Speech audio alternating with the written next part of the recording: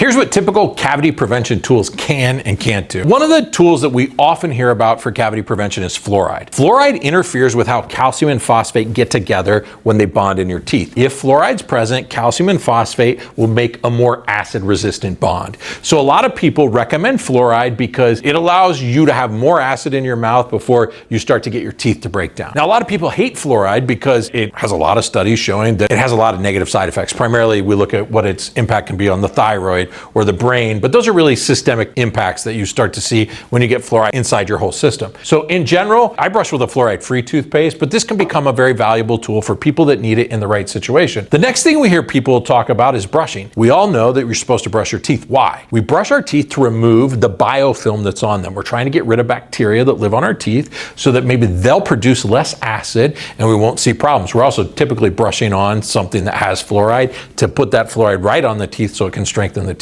So for people using a fluoridated toothpaste, they're really doing two things.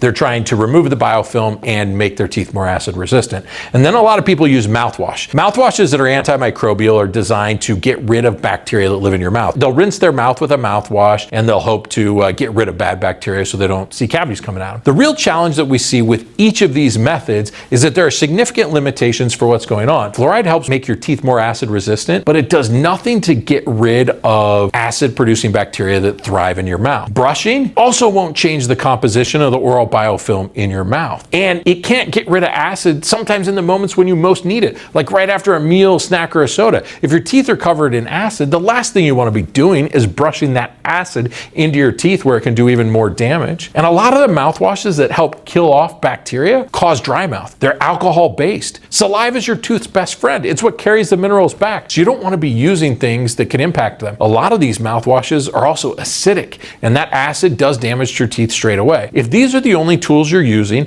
there's a good chance you're not really getting ahead in your battle against cavities. You're still struggling. And I want to give you ideas for how you can solve that. One of my favorite solutions for overcoming these downsides, and that could be used in conjunction with these if you still want to use these products, is to add xylitol into your oral health arsenal. Xylitol can have a dramatic impact on your oral health because it can help get rid of the cavity-causing bacteria. It can help buffer against the acid that you struggle with after meals, snacks, and sodas, and it's super easy to integrate. You just need to make sure that you get enough xylitol in the products you're using. You want to find a brand that's going to help you get at least 6 grams a day. So if the brand you're using doesn't tell you how much xylitol is in there, it's going to be hard for you to optimize to really get the outcome you're looking for.